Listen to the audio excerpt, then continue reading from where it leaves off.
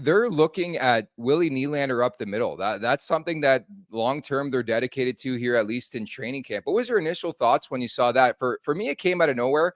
And the thing that really stood out is this was the GM's decision, Brad Treliving, his idea as opposed to the coach. Man, it's so crazy. Times have changed like tenfold from like the last 15 years.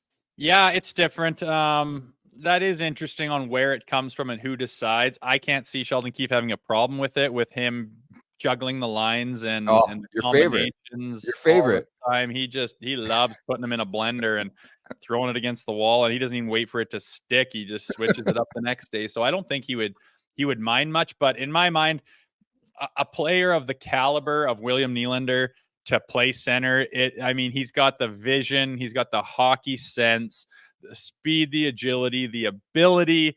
It's not going to bother him, right? There's going to be a couple defensive zone tasks that he needs to get on, playing the wing.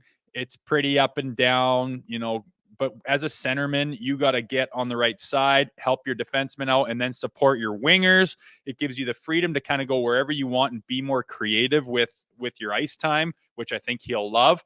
It's just going to be a slight adjustment, getting used to some of the assignments that he has out there. But like I said, a player at his caliber, it is not going to be hard for him to adjust. And I think he's obviously open to it. I don't know if he'd say otherwise, but giving a guy the reins to go play center and really be creative when you have his talent and his skill set, I don't think is going to be an issue.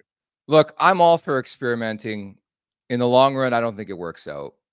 We've seen this a lot in the last couple of years. They've given him an opportunity, especially when there's injuries, and he hasn't been like out of this world, like different Willie Nylander. But I think I would theorize it. He's in a contract year. He wants to get paid like the big boys. You move him to center. There's your comparable if you're the Nylander camp, 8 times 9.75, 78 million. That's Sebastian Aho's contract.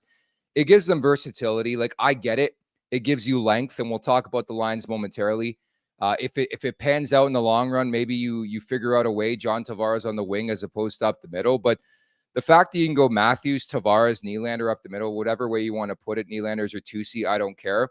It gives you depth. But I think in the long run, you go back to what works. I just think you want this in your back pocket if, say, you get into another matchup with Tampa in the playoffs and you want Nylander as a center.